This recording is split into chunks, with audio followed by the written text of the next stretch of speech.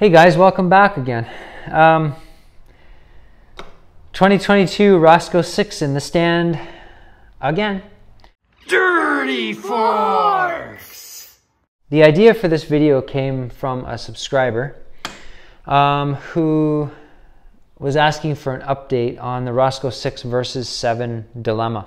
You're not the first person that's asked for this, so I'm going to do a video on an update on the dilemma.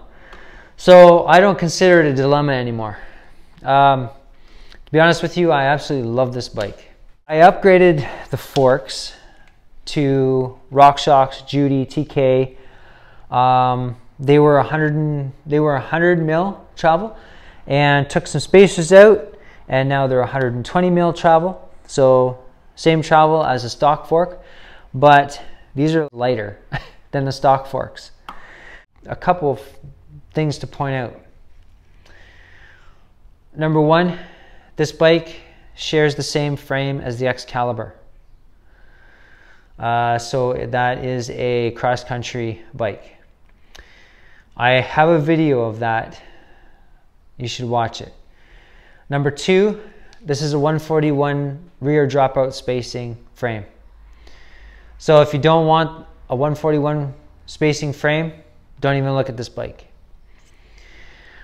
Number three, to upgrade the forks means to change out the headset, at least the bottom part of the headset, to adapt to a 1.5 taper, because the stock fork is a 1 1/8 straight steer, which I think is just, I think that's really dumb on Truck's part. I have to say, I know they're trying to keep costs down, but I bought this bike late last year in 2021, and this is the 2022 model. You know, okay, realistically, it's not, but it is. The serial number says it is, so it is. But the frame is last year's frame, and this frame is shared with the Excalibur, so technically this isn't even a Roscoe. But let's not go down that road. Watch that video, I already did it. Like I say, the stock fork is a straight steer tube.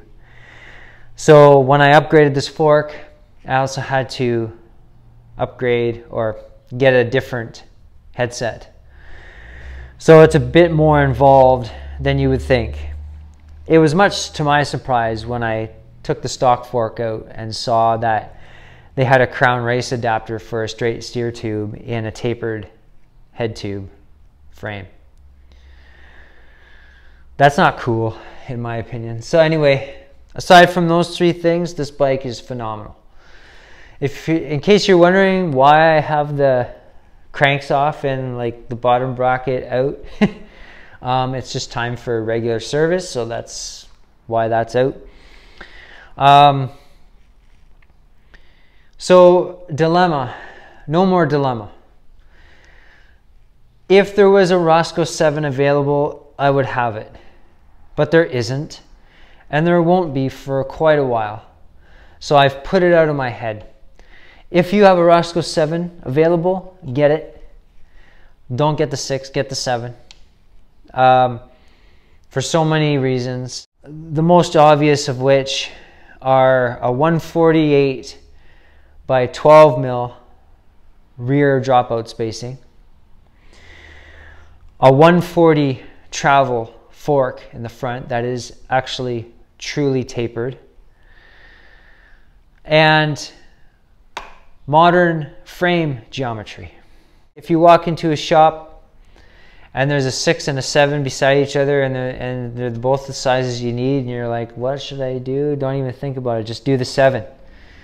I have a couple subscribers that have 6s. One in particular, he's completely upgraded, like really upgraded his 6, like a lot, and he's happy, and that's all that matters. I'm happy with mine. Like I say, I did the fork upgrade, and that's probably it. This will take 29-inch wheels, but it's an expense to upgrade, right? So you're talking a price difference here in Canada of about $700. To me, it just makes more sense to go with the 7 if you have the choice, or if you're willing to wait with the bikes you have now, just keep riding it and wait for the 7. I'd even go as far as saying that. Way more bike for an extra 700 bucks. Like, you get another bike's worth of components for 700 bucks. It's pretty crazy, actually. 12-speed drivetrain. But in saying that though, 10-speed, I've not felt I've needed more than that. The less gears you have, the fitter you're just going to be. So, because it's all you know, right? Like, I came from an 8-speed XC style bike, and I converted that to a 1x. So I had 8 speeds on the back. This has a 46 tooth cog for the easiest gear, the largest cog. And the bike that I came from had a 34. 34 front chainring and a 34 rear. So that's pretty low. So yeah, you need to talk about bike fitness and whatnot, you know, that'll get you fit pretty quick climbing hills. This has a 28 tooth chainring in the front, 46 on the back, so that's a pretty significant difference. Huge. The difference was stunning. When I got on it and climbed some of the hills, I was like, what? This is effortless. So, you know, it's all about what you know, what you're used to, right? So, yeah, no dilemma. If there's a 7, just get it. Don't even do it to yourself. Don't even put yourself through that. There is no dilemma. Just get the 7 if it's available. If there's only a 6 available for the next year and a half, like here, then get the 6. There's nothing wrong with this bike. You can upgrade. It's upgradable for sure, 100%. The only thing, if you're going to upgrade the rear wheel, you're going to need adapters, and there's no getting away from the quick release, so just know that. But other than that, this has been a phenomenal bike. By far, the most important upgrade on this bike is the fork. By far. I've been, like I say, really happy with the bike since the upgrade of the fork, and shed about 2.5 pounds just with that one upgrade alone. So, not that I'm a weight weenie by any stretch of the imagination, but makes a difference. And please just stick with the 120 travel on the front. Don't go higher. Yeah, so that's the update on the bike. Like I say, really happy with the 6. And there's no dilemma. Go with the 7. Just do the 7 if you have it or find it. If you can't, like I say, do the 6. So yeah, thanks for all the comments being left on these truck videos. It's amazing how much viewership I get on these videos, way more than any other content I put out. I know that's the content people want, and you know, I oblige, but also this channel is about my son and I riding too. So if you notice, he's never in these videos when I talk about this kind of stuff, because he thinks this kind of stuff is boring. He says, "Oh, Daddy, you're geeking out again." I can talk bikes and componentry all day long. He just wants to ride, and I love it. That's great.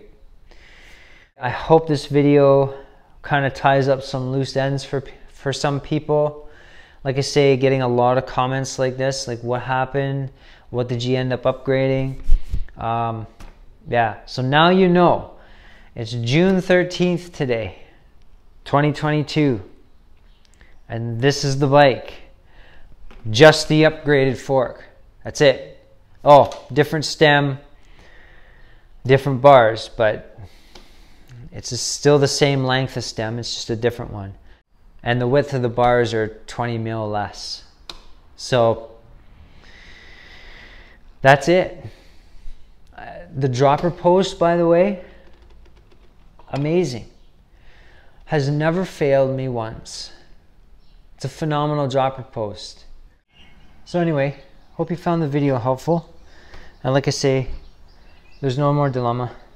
And yeah, just Enjoy what you have. Love what you ride. Don't be too concerned with the details. Just focus on progressing. All right? Anyway, take care. See you on the next one. Gonna roll it. Have fun. Let's hope for the best.